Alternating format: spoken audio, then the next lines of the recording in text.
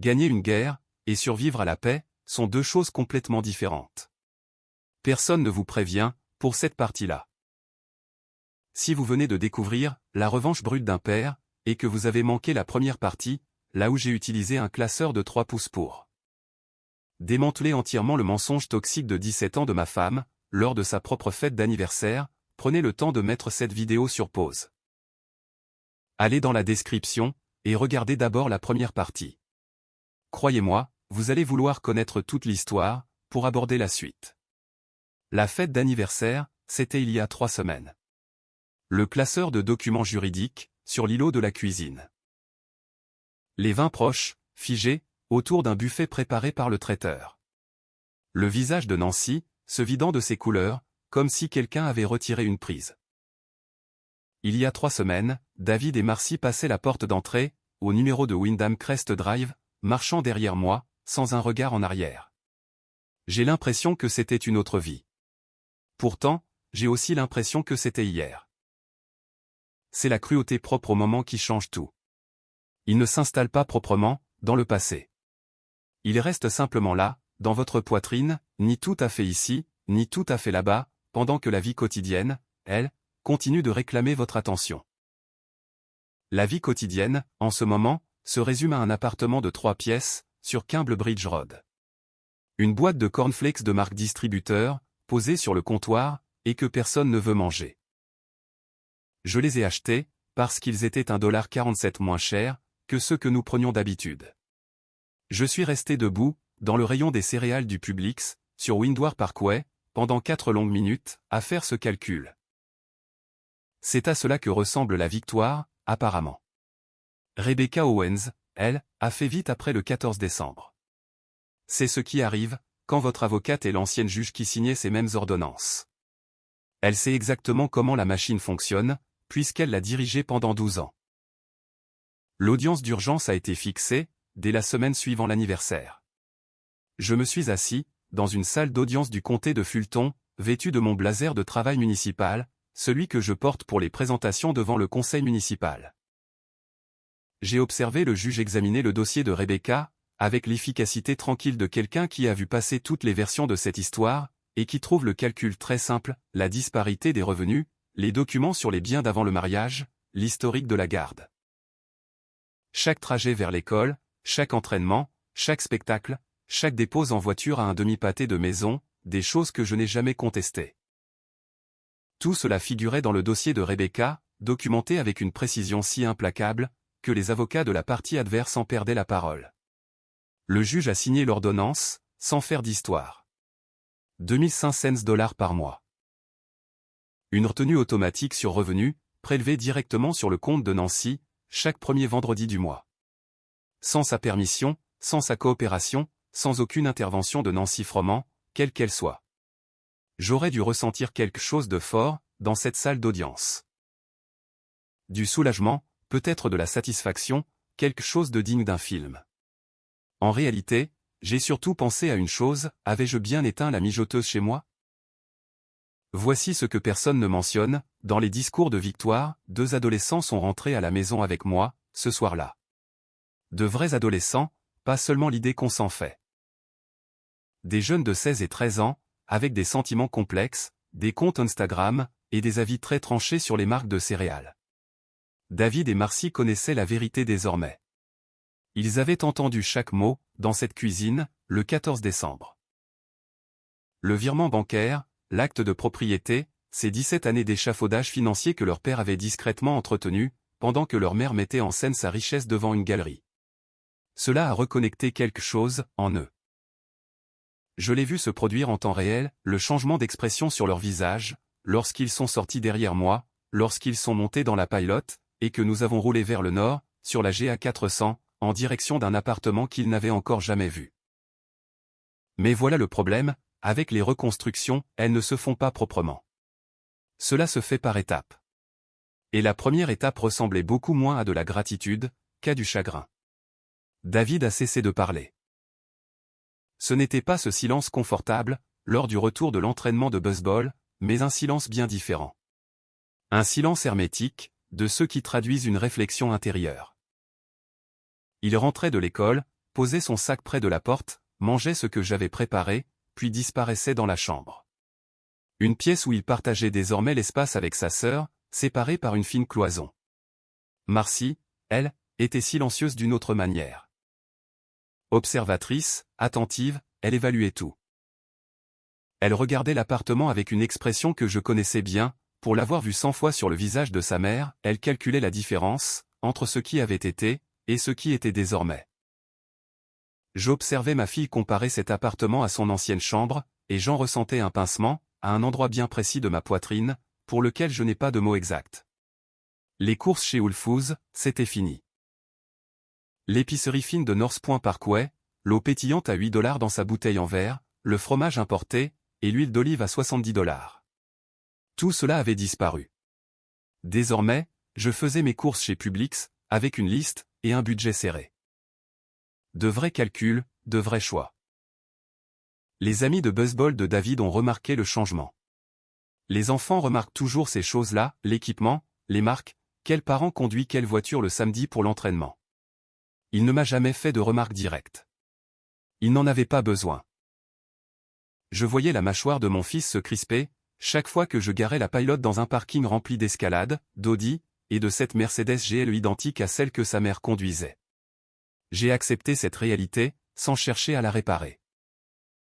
Parfois, il faut simplement laisser les choses se poser. Au bout de 3 semaines, un mardi soir, alors que l'appartement était calme, et que les 2 enfants étaient censés dormir, je me suis allongé sur le dos, dans le noir, les yeux fixés sur le plafond en crépi. Il y a une tache d'humidité dans le coin opposé.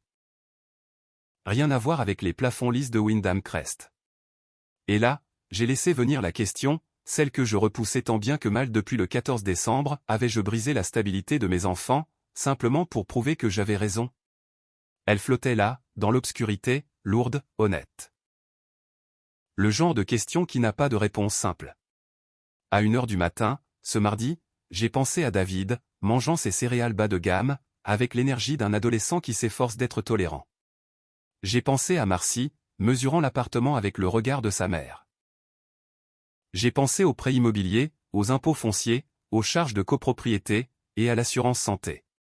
Tout ce que j'avais assumé en silence pendant 12 ans, pour que Nancy puisse vivre sans aucune contrainte financière.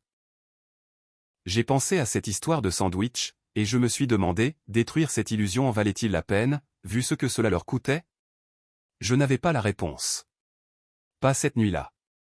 Je me suis levé, j'ai bu un verre d'eau, et je suis retourné me coucher. Certains plafonds ne vous apportent rien d'utile. Il faut juste attendre le matin. Le matin est venu, puis un autre, puis plusieurs encore. Et lentement, de manière irrégulière, comme les vraies choses se construisent dans la vie réelle. Non pas de façon théâtrale, ni comme au cinéma, mais par de petits instants ordinaires, quelque chose a commencé à changer. Le déclic avec Marcie s'est produit en premier. Nous étions en train de déballer le dernier carton de la cuisine, un samedi après-midi. Ce carton traînait dans un coin depuis 2 semaines, car il ne contenait que des affaires secondaires, des verres en plus, de la vaisselle de rechange. Des choses non essentielles, mais qui devaient bien trouver leur place. Elle m'aidait, sans que je lui demande, ce qui était nouveau. Elle me tendait les objets, en silence. C'était ce silence agréable de quelqu'un qui réfléchit à un sujet important, et qui cherche encore ses mots. Puis, un verre a glissé. Il a heurté le carrelage, et a volé en éclats. Elle a regardé les débris par terre, et là, Marcie. Ma fille de 13 ans, qui avait hérité du calme de sa mère, et du menton entêté de sa grand-mère Sandra, a éclaté en sanglots. Ce n'était pas à cause du verre, je l'ai compris immédiatement. Un père sait ces choses-là. Elle pleurait pour le concert de la chorale, à John Creek. Celui où elle m'avait demandé de reculer de 4 rangs, pour que ses amis ne me voient pas assis trop près. Elle pleurait pour toutes les fois où elle avait accepté l'image dévalorisante que sa mère donnait de moi. Toutes les fois où elle avait agi en conséquence, ses yeux levés au ciel, ses distances embarrassées, et ce regard qui me disait, s'il te plaît, ne viens pas par ici. Alors que moi, je me tenais toujours au fond de la salle, et j'applaudissais plus fort que quiconque. Tout cela ressortait d'un coup, à cause d'un verre brisé, un samedi après-midi. Je n'ai rien dit, je ne lui ai pas fait de morale. Je n'ai pas prononcé un seul mot pour lui rappeler que j'avais raison, qu'elle avait tort, ou pour lui réclamer ce qu'elle me devait. J'ai pris le balai. J'ai ramassé le verre. Puis, j'ai posé le balai contre le mur, et j'ai serré ma fille dans mes bras, au milieu de la cuisine. Nous sommes restés ainsi, en silence, sans condition, aussi longtemps qu'elle en a eu besoin. C'était suffisant. Tout était là. Parfois, il n'y a rien d'autre à faire. Le moment de David est arrivé 2 semaines plus tard, un samedi soir, alors que nous roulions vers le sud sur l'île 75. Nous rentrions d'un entraînement à l'Alpharetta Complex, près de Hainsbridge Road. L'autoroute était sombre, la radio basse, et mon café de station-service refroidissait doucement dans le porte-gobelet, comme d'habitude. Il a pris la parole sans que je l'y invite. Pour un garçon de 16 ans, qui rumine des pensées profondes, c'était presque un miracle. Maman m'avait dit que si je n'avais pas l'air aussi riche que les autres jeunes, les recruteurs ne me prendraient pas au sérieux, a-t-il murmuré, les yeux toujours fixés sur la vitre. Je pensais protéger mon avenir, papa. Je ne savais pas, il ne pleurait pas. Il se confiait. J'ai bien entendu la différence. J'ai gardé les yeux fixés sur la route, tandis que les pins de Géorgie défilaient des deux côtés. Ton avenir se construit sur ton coup de batte, mon grand, ai-je répondu, pas sur la carte de crédit de ta mère. Il a hoché la tête une fois, puis a de nouveau regardé dehors. Nous avons fait le reste du trajet sans dire un mot. Mais ce silence était différent. Il était plus léger. C'était cette complicité tranquille de deux personnes qui retrouvent un terrain d'entente, après avoir marché longtemps sur un sol instable. Je me suis garé sur le parking de Cimble-Bridge Road. Je suis resté assis dans la pilote quelques instants, après qu'il soit descendu. Nous allions nous en sortir. Pas tout de suite, pas sans difficulté, mais nous allions y arriver. Je n'avais aucune idée de ce qui se tramait déjà contre nous, du côté de Buckhead. Mais Nancy Froment avait passé des coups de fil. Et l'avocate qu'elle avait engagée pour contre-attaquer n'était pas du genre discrète. Loin de là. Il y a 2 catégories de personnes, qui entrent dans ces gratte-ciel de verre et de marbre à Buckhead, ceux qui y ont leur place, et ceux qui ont déjà gagné, avant même de s'asseoir. L'assignation en justice est arrivée un jeudi. Pas un coup de téléphone, pas un SMS. Une convocation officielle, remise en main propre à mon bureau de Hainsbridge Road. Le coursier m'a demandé une signature, avec ce visage neutre et professionnel de ceux qui font cela à longueur de journée, et qui ont appris à ne pas croiser les regards. J'ai signé. J'ai pris l'enveloppe, et je l'ai posée sur mon bureau, à côté de mon tableau de réhabilitation du réseau d'eau du comté, et de mon café froid. Je l'ai ouverte lentement, comme on ouvre un courrier dont on devine déjà le contenu, voulant simplement confirmer ses doutes avant de réagir. Nancy Froment, représentée par le cabinet de Kenneth Pratt et Associés, Peachtree Road, Buckhead, Géorgie. Contre-requête. Vendredi après-midi, à 14 h. J'ai relu le document 2 fois, en entier. Puis, j'ai appelé Rebecca Owens. Elle a décroché à la 2e sonnerie. Kenneth Pratt, a-t-elle dit, avant même que je finisse de prononcer le nom du cabinet. Une enseigne haut de gamme de Buckhead. Méthodes agressives, honoraires très élevés, adore commencer en envoyant du lourd. Est-ce que je dois m'inquiéter, ai-je demandé. Il y a eu un silence. Juste le temps pour elle de choisir ses mots. Cliff, a-t-elle poursuivi, j'ai rédigé la moitié de la jurisprudence que Kenneth Pratt va essayer d'utiliser contre toi. Non, tu ne dois pas t'inquiéter. En revanche, je veux te voir à mon cabinet demain matin, avant que tu ne mettes les pieds dans cet immeuble. J'y étais à 8 heures précises. Rebecca m'a expliqué ce qui nous attendait, avec le calme et l'efficacité d'un chirurgien décrivant une opération qu'il a déjà pratiquée des centaines de fois. L'équipe juridique de Nancy allait attaquer sur 3 fronts en même temps, l'acte de vente de la maison, les fonds placés sous séquestre, et le mode de garde des enfants. Ils comptaient sur l'usure financière d'une longue procédure, pour faire de mon salaire d'employé municipal le point de rupture. Leur force ne résidait pas dans la solidité de leur dossier, mais dans cette forme de terreur économique. Ils parient sur le fait que tu n'as pas les moyens financiers de te battre, a dit Rebecca, en faisant glisser un dossier sur son bureau. Alors, nous allons leur montrer rapidement qu'il n'y aura pas de combat. Juste un mur. Elle m'a tendu un document unique, en me demandant de lire le passage surligné. J'ai lu, puis j'ai levé les yeux vers elle. C'est blindé, ai-je dit. Étanche comme un sous-marin, a-t-elle confirmé. Va là-bas, laisse-les faire leur numéro, et quand tu seras prêt, dis exactement ce que nous avons convenu. Rien de plus. Le vendredi après-midi, j'ai pris la route vers le sud sur la GA 400. Je portais mon blazer de travail, celui de la municipalité. J'ai dépassé la rocade pour entrer dans Buckhead, ce quartier où les immeubles sont plus hauts, les parkings plus chers, et où chaque personne croisée dans le hall semble sortir d'un classement de grands patrons. Cette tour, près de Peachtree Road, correspondait en tout point à ce que j'imaginais, une façade entièrement vitrée, un sol en marbre brillant sous les projecteurs. Et une réceptionniste formée pour vous offrir un accueil chaleureux, tout en vous faisant comprendre que vous n'êtes pas de leur monde. Elle a noté mon nom, puis m'a demandé de patienter. Je me suis installé dans un fauteuil en cuir, qui valait probablement plus cher que mon premier semestre à l'université. Au mur, une œuvre d'art abstrait donnait l'impression que quelqu'un avait renversé un produit coûteux sur la toile, en prétendant que c'était fait exprès. Parfait, ai-je pensé. Reste calme. Reste fidèle à ce que tu es, dans cet endroit. On m'a introduit dans la salle de conférence à 14h15. Une lourde table en acajou, 8 chaises, dont 4 seulement étaient occupées. La climatisation soufflait un froid glacial, presque calculé pour vous intimider. C'était typiquement le genre de pièce conçue pour déstabiliser l'adversaire, pour lui faire croire qu'il n'était pas à sa place. Nancy était déjà assise. Elle portait son armure des grands jours, un blazer sombre, une coiffure impeccable, et une posture étudiée pour imposer son autorité professionnelle. Elle affichait ce regard qui vous indique que vous avez déjà perdu, avant même d'avoir ouvert la bouche. Ce visage, je l'avais vu des milliers de fois.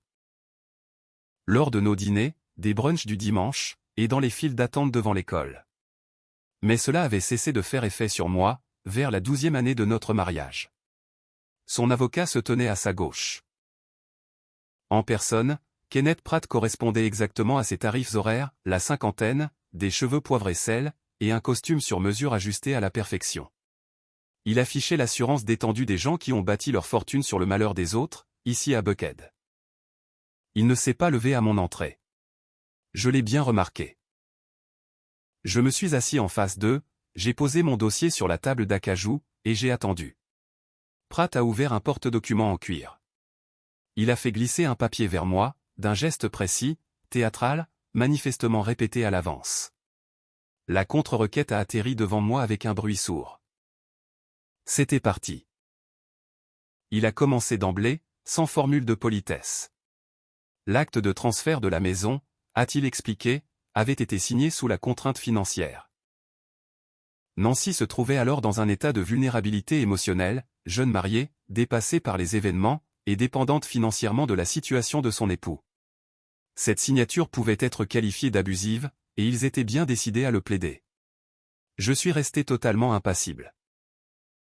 La vente rapide de la propriété à un investisseur institutionnel, a-t-il continué, constituait un acte délibéré de dissimulation d'actifs conjugaux. Ils exigeaient le versement immédiat de la moitié des fonds séquestrés. De plus, ils menaçaient de bloquer le reste des fonds par voie de justice, dans l'attente d'un audit financier approfondi.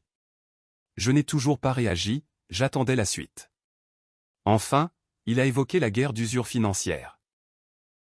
Les revenus professionnels de Nancy lui offraient des ressources que mon modeste salaire municipal ne pourrait jamais égaler. Ils étaient prêts à multiplier les recours, et à demander des reports d'audience pendant 3 ans s'il le fallait.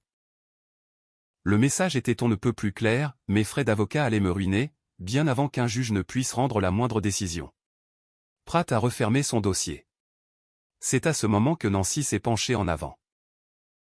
Elle a pris son ton le plus professionnel, celui qu'elle utilise en réunion pour remettre les gens à leur place.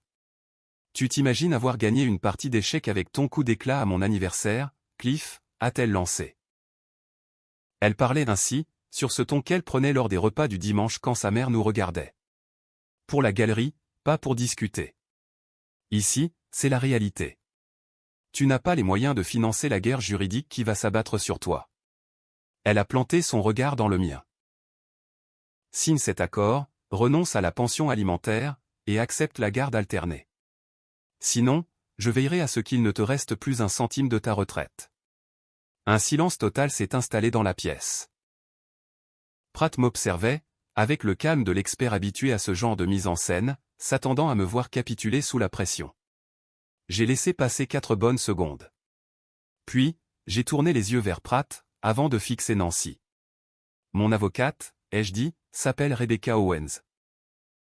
J'ai marqué un temps d'arrêt, pour la laisser accuser le coup. Elle a été juge aux affaires familiales dans ce comté pendant 12 ans.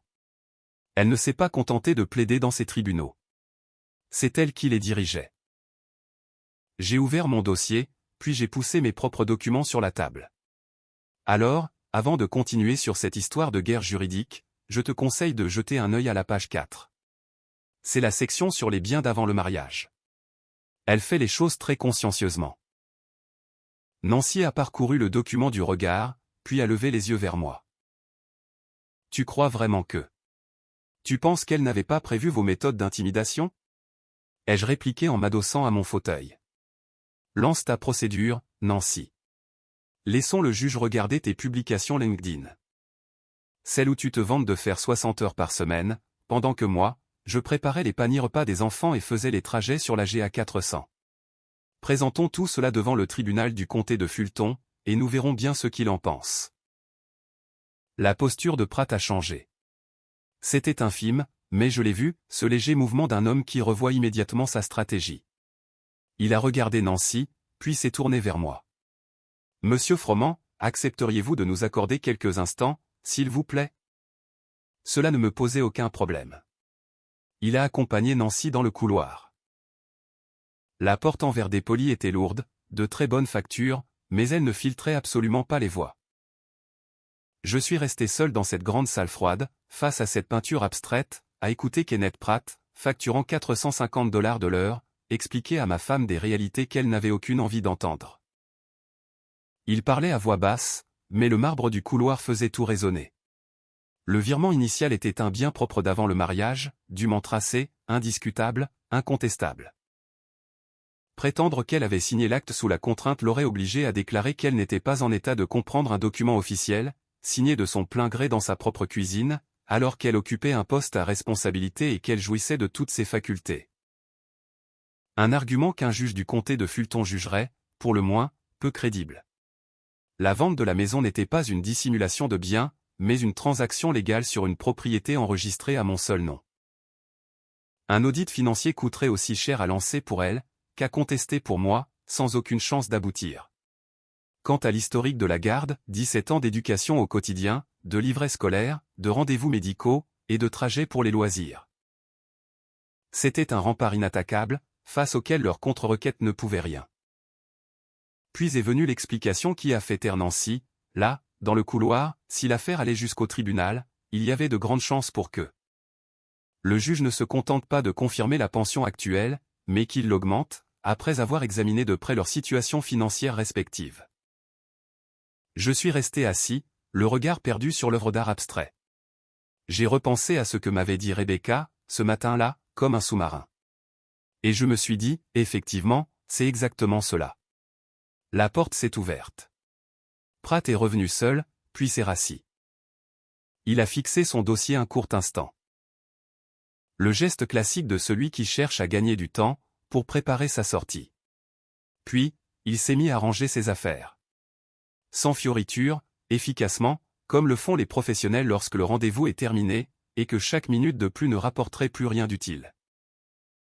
Il a fermé sa mallette d'un coup sec, s'est levé, puis m'a salué d'un simple hochement de tête poli. Il est parti sans ajouter un mot. Nancy est revenue dans la pièce, et s'est assise. Elle sauvait encore les apparences, mais quelque chose s'était brisé, en elle.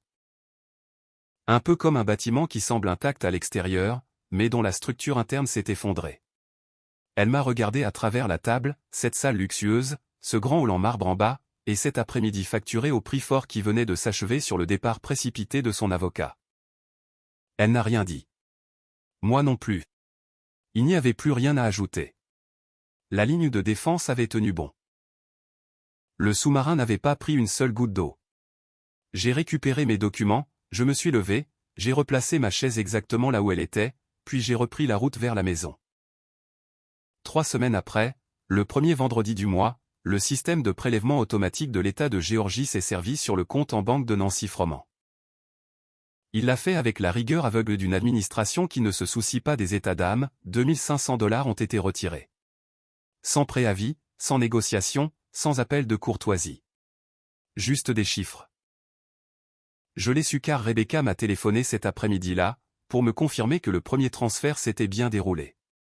J'étais alors sur un chantier du réseau des eaux du comté, près de Mansell Road. Debout dans le froid, vêtu de ma veste de travail, j'ai regardé mon écran. J'ai ressenti quelque chose que je n'attendais pas. Ce n'était ni de la fierté, ni de la joie, mais un sentiment plus paisible. Le soulagement d'un homme fatigué, de voir enfin la réalité prendre le dessus sur les faux-semblants. J'ai rangé mon téléphone, et j'ai repris l'inspection des canalisations. Certaines victoires ne demandent pas de discours, un vendredi suffit.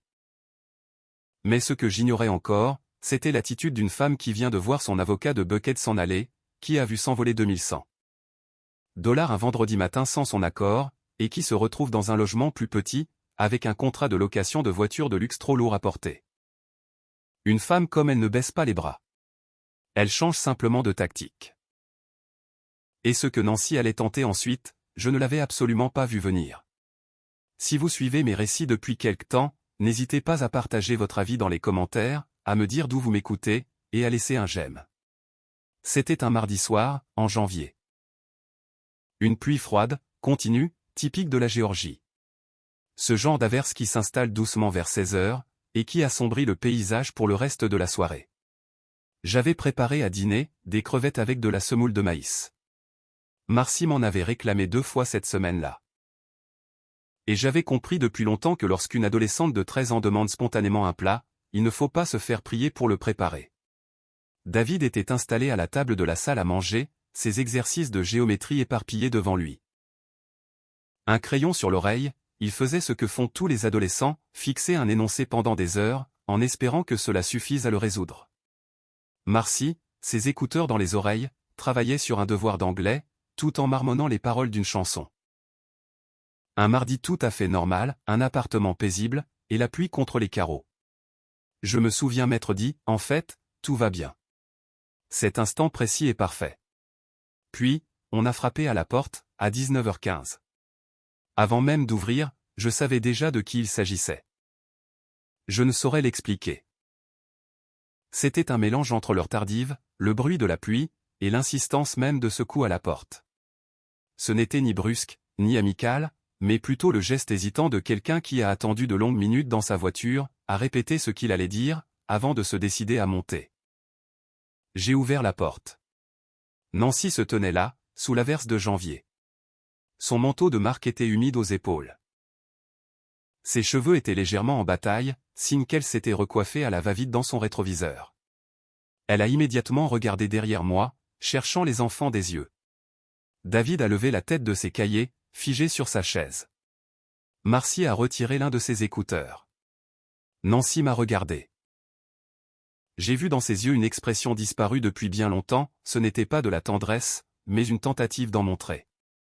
C'était le jeu d'une femme feignant la vulnérabilité, un rôle qu'elle n'avait jamais eu à jouer auparavant, car elle ne s'était jamais retrouvée aussi démunie. « Il faut qu'on parle », a-t-elle murmuré.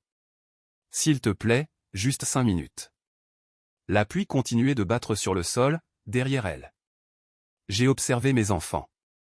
En un coup d'œil, j'ai lu sur leur visage ce mélange d'espoir et d'appréhension que je voyais chez eux depuis le 14 décembre.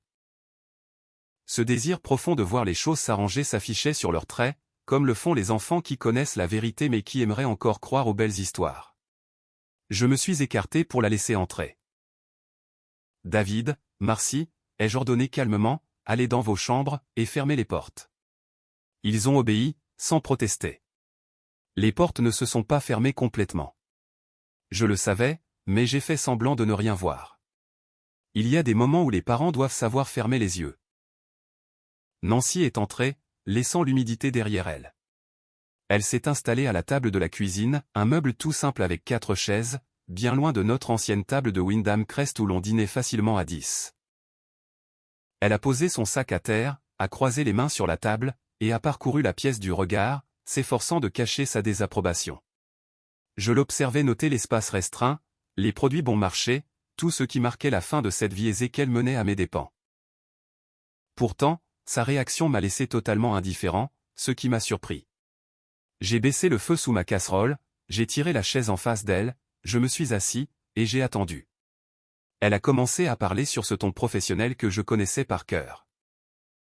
C'était sa voix de responsable des ressources humaines, posée, rationnelle, calculée pour donner à son interlocuteur l'impression de collaborer, alors qu'il est simplement dirigé. Le montant de la pension, selon elle, lui imposait une pression financière excessive, ce qui nuisait à son efficacité professionnelle. Si ses résultats baissaient, ses revenus allaient chuter. Et si ses revenus baissaient, personne n'y gagnerait, ni elle, ni moi, ni surtout David et Marcy. Elle suggérait donc de ramener le versement mensuel de 2500 cents à $1000. Elle présentait cela comme un aménagement pragmatique, un peu comme on présente un ajustement budgétaire lors d'un bilan trimestriel. Je l'ai écoutée, immobile. Devant mon silence, elle a attendu quelques secondes avant d'ajuster son discours. L'organisation de la garde, a-t-elle enchaîné, devait privilégier l'épanouissement des enfants. Une garde alternée classique, une semaine sur 2, apporterait à David et Marcy le soutien de 2 foyers stables. Les enfants avaient besoin de leurs 2 parents au quotidien, c'était une question d'équilibre psychologique, de maintien des repères familiaux. Elle prononçait ces mots avec un tel accent de sincérité maternelle, qu'on en oublierait presque la réalité juridique. Dans l'État de Géorgie, une garde partagée annule purement et simplement la pension alimentaire. Si je n'avais pas analysé ce cas de figure précis avec Rebecca, j'aurais peut-être cru à ces belles paroles pendant un instant. Mais je n'y ai pas cru une seule seconde. Je scrutais son visage, cette prononciation un peu trop appliquée, cette voix dosée au millimètre près. C'était Nancy Froment dans toute sa splendeur professionnelle. Faisant ce qu'elle fait 40 heures par semaine, analyser les faiblesses de l'autre, trouver les arguments sensibles, et faire pression pour obtenir ce qu'elle veut. Elle excellait dans ce domaine. Sauf que ce soir-là, elle s'attaquait à la mauvaise personne. Puis, elle a tenté une 3e approche. Son attitude distante s'est envolée d'un coup, avec cette aisance des comédiens professionnels qui changent de registre en un clin d'œil. Elle a avancé sa main sur la table pour la poser sur la mienne. J'ai retiré ma main doucement, sans éclat. Elle a continué sur sa lancée.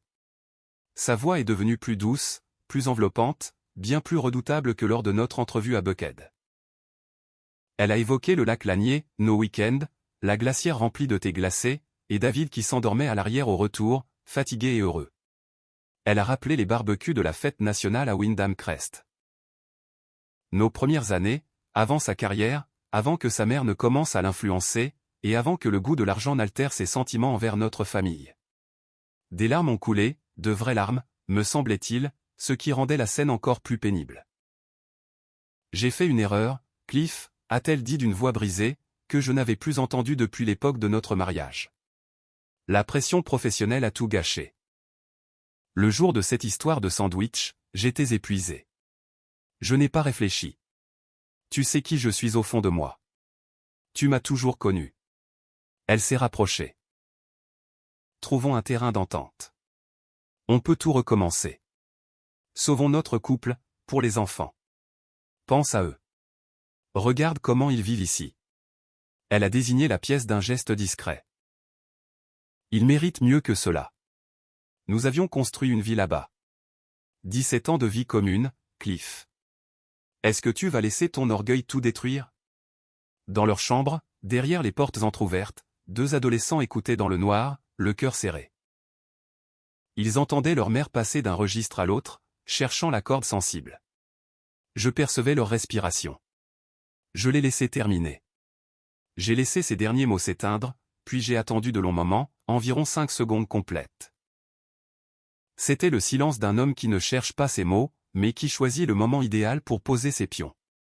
Puis, j'ai pris la parole. Nancy, ai-je commencé d'un ton ferme. Tu n'es pas venue ici parce que les enfants te manquent. Ma voix était neutre, calme. Comme lorsque je fais un rapport de chantier. Si c'était le cas, tu serais allé voir le match d'entraînement de David mardi dernier, ou tu aurais appelé Marcy après son examen de mathématiques. J'ai marqué une pause. Tu n'as fait ni l'un ni l'autre. S'ils avaient eu de tes nouvelles, ils me l'auraient dit. Et s'ils ne m'ont rien dit, c'est qu'il n'y avait rien à raconter. Elle a voulu répondre. Je n'ai pas fini. Tu es là parce que, pour la première fois en 17 ans, tu as ouvert ton application bancaire un vendredi matin, et tu as constaté que ton solde n'était plus soutenu par mes finances. Et cela t'a fait peur. Voilà la seule vérité ce soir, ce n'est pas du regret, ni l'amour du lac Lanier, mais la peur de devoir assumer tes propres dépenses. Son visage s'est durci. Son masque de douceur venait de se fissurer. Je me suis penché vers elle. Tu réclames la garde alternée pour ne plus payer de pension. C'est mathématique, et nous le savons tous les deux. Seulement, j'ai consulté ton profil LinkedIn la semaine dernière. J'ai guetté sa réaction. Tu viens d'accepter de nouvelles responsabilités régionales, tu seras à Charlotte au moins 3 jours par semaine. Repas d'affaires, déplacement. Félicitations, c'est une belle promotion. J'ai posé mes mains à plat sur la table. Alors explique-moi, qui va s'occuper de David et Marcy quand tu seras à l'hôtel à Charlotte? Ta mère, Sandra? Celle qui a passé la soirée du 14 décembre. À m'insulter dans ma propre cuisine? Tu penses sérieusement qu'un juge des affaires familiales va accepter que ta mère soit ta seule solution de garde? Tous ces masques étaient tombés. Il ne restait plus en face de moi que Nancy, fatiguée, démasquée, et à court d'arguments. Tu ne t'es jamais soucié de cette famille, ai-je conclu d'une voix froide. Tu m'as traité comme un meuble pendant des années, et ce n'est pas ce soir que cela va changer. Tu ne penses qu'à ton confort. Les négociations sont terminées. Tu paies la pension vendredi, ou Rebecca dépose une plainte lundi matin. C'est à toi de choisir. Le silence qui a suivi était lourd, total, définitif. Puis, la porte du couloir s'est ouverte. Marcy est sortie la première. En chaussettes, les bras croisés sur son sweat, elle avait les yeux rougis.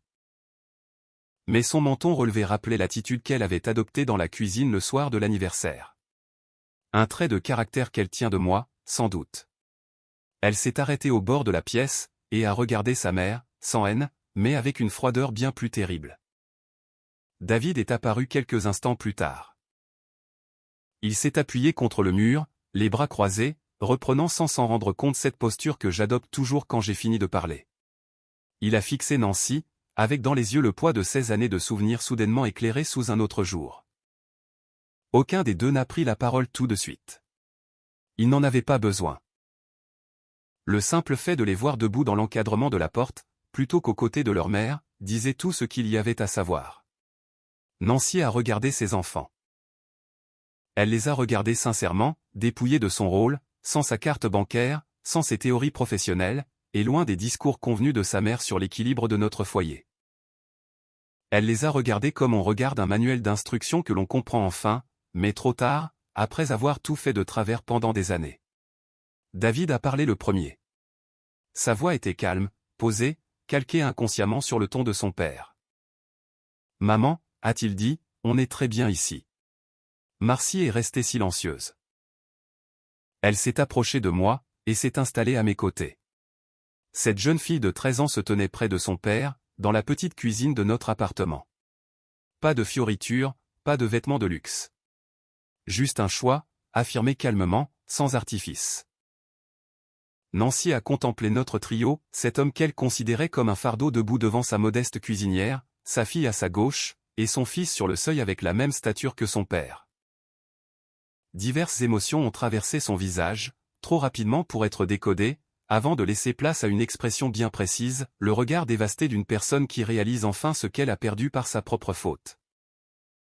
Elle a ramassé son sac, s'est levée, puis a boutonné son manteau lentement, un bouton après l'autre. Ce geste machinal d'une femme qui rassemble ses dernières forces pour ne pas s'effondrer. Elle m'a jeté un dernier regard. J'ai soutenu son attention, sans animosité, sans esprit de vengeance, simplement déterminée. Elle s'est dirigée vers la porte, et l'a ouverte. Dehors, la pluie de janvier tombait toujours, constante et froide, à l'image des conséquences de nos actes. Elle s'est avancée dans la nuit. J'ai refermé la porte. Je suis resté immobile dans l'entrée, un instant. C'est alors que, depuis le parking situé 4 étages plus bas, la voix de Sandra a retenti à travers la pluie, comme une alarme de voiture intempestive. Une voix perçante, celle d'une femme qui avait attendu dans la voiture pendant 1 heure, accumulant la colère, et qui décidait de donner son spectacle en plein air. Clifford Froment. J'ai fermé les yeux. Évidemment, elle avait fait la route depuis Smyrna pour assister à cela. Sa voix résonnait sur l'asphalte et contre les façades, montant directement jusqu'à notre fenêtre comme si elle me visait personnellement. Tu es un monstre. Tu m'entends? Un voleur. Tu as gâché la vie de ma fille, et tu te prends pour un héros là-haut. David a régi le premier. Il a traversé le salon en quelques pas. Non pas pour fuir, mais avec la tranquille assurance d'un jeune homme qui a pris sa décision. Il s'est approché de la fenêtre, et a observé le parking en bas. Sa grand-mère gesticulait près de la Mercedes blanche, cette voiture qui représentait autrefois pour lui le symbole de la réussite, la richesse facile, le standing, tout ce qui lui servait de point de comparaison pour juger son père. Il a contemplé la scène en silence. Les cris de Sandra continuaient de monter du parking, il a dressé les enfants contre leur propre mère. C'est un petit homme aigri et jaloux, incapable de supporter la réussite d'une femme, qui a choisi de la détruire. David a levé la main, et a tiré les stores. Un geste net, sans appel. Les cris du dehors se sont aussitôt transformés en un murmure lointain. Un bruit de fond qui n'avait plus aucun accès à notre foyer. Il s'est détourné de la vitre, pour me regarder avec une maturité surprenante pour son âge. « Papa » a-t-il dit doucement, « le dîner va refroidir. » À table. Je suis resté interdit quelques secondes. Il n'existe pas de mots pour exprimer ce que j'ai ressenti à ce moment-là. Je me suis approché de la table, et je me suis assis. Quelque chose en moi. Cette tension nerveuse accumulée depuis un soir de novembre, renforcée par l'entretien de Buckhead, par la soirée du 14 décembre, et par ces 17 années de silence. Tout s'est enfin relâché. Mes mains tremblaient un peu sur la table. Ce n'était ni de la colère, ni de la peur, mais simplement la fatigue physique d'un homme qui a porté un fardeau bien trop lourd pendant bien trop longtemps, et qui vient enfin de le poser à terre, dans un petit appartement, sous la pluie. David s'en est rendu compte. Les enfants voient toujours tout. Marcy l'a vu elle aussi. J'ai regardé mes enfants, mon fils de 16 ans qui venait de tourner le dos à ses anciens désirs de grandeur, et ma fille de 13 ans debout à mes côtés. J'ai prononcé ces mots qui me pesaient depuis le 14 décembre, je suis désolé. Ils m'ont dévisagé. Je suis désolé de vous avoir entraîné dans cette guerre. Vous n'aviez rien demandé. Vous n'auriez jamais dû assister à cette scène dans la cuisine, ni vous cacher dans vos chambres ce soir à écouter aux portes. J'ai baissé les yeux vers la table. C'était la bonne décision, j'en suis convaincu. Mais cela vous a privé de choses que vous ne méritiez pas de perdre, et je le regrette sincèrement. Un silence absolu régnait dans l'appartement. Dehors, les cris de Sandra s'étaient tus. La pluie continuait de tomber. Le dîner attendait sur la cuisinière, bien chaud. David a tiré la chaise à côté de la mienne, et s'est assis. Non pas en face, mais juste à côté de moi, comme on s'installe près de quelqu'un pour lui faire comprendre qu'il peut compter sur nous. « Papa » a-t-il dit à mi-voix. « Ce n'est pas toi qui as déclenché cette guerre, c'est elle. Toi, tu t'es seulement défendu. » Marcy n'a rien ajouté. Elle est allée vers la cuisinière, a pris la casserole, et l'a apportée sur la table avec cette application propre aux adolescents qui choisissent d'agir plutôt que de parler. Elle a servi 3 assiettes, en a posé une devant moi, une devant son frère, puis s'est installée avec la sienne. Elle a pris sa cuillère, m'a regardé, et a dit simplement « C'est très bon, papa. » Comme toujours. We sat there, the three of us, in the small kitchen of the apartment that would never make anyone excited real, no catered spread, no custom birthday cake with anyone as face on it, no platinum card, no designer anything, no performance, no audience, and no Instagram caption. That could capture it even if we wanted one just 3 bowl of shrimp and gris on a Tuesday night in January while the rain came down on Kimble Bridge Road, and Sandra's Mercedes pulled out of the parking lot below, drove back towards Smyrna, and took 17 years of noise with it. Nous étions assis là, tous les trois, dans la petite cuisine d'un logement qui ne figurerait jamais sur les réseaux sociaux. Pas de buffet raffiné, pas de gâteau d'anniversaire personnalisé, pas de carte de luxe, pas d'artifice. Aucun public, aucune mise en scène, aucune légende Instagram ne pouvait résumer cet instant. Juste 3 assiettes de crevettes au maïs, un mardi soir de janvier, sous la pluie de Kimble Bridge Road. Pendant ce temps, la voiture de Sandra quittait le parking, reprenant la route de Smyrna, emportant avec elle 17 années de faux-semblants et de bruit. David s'est remis à ses devoirs entre deux bouchées. Marcy fredonnait un air discret. J'ai reconnu le chant de sa chorale, celui de John Creek. À l'époque, j'avais dû m'installer au fond de la salle pour ne pas l'embarrasser. Aujourd'hui, elle le fredonnait dans notre cuisine, sans aucune gêne. J'ai mangé mon dîner. J'ai repensé à ce reçu de solde de compte, glissé dans une carte de vœux sur Old Milton Parkway. J'ai repensé à cette table de Wyndham Crest, où cette femme signait un document officiel en m'appelant son havre de paix. J'ai repensé à un simple sandwich, à une assiette, à une porte de réfrigérateur repoussée du coude. J'ai repensé à David fermant ses stores. Et je me suis dit, la meilleure décision de ma vie n'était peut-être pas mon intervention à son anniversaire.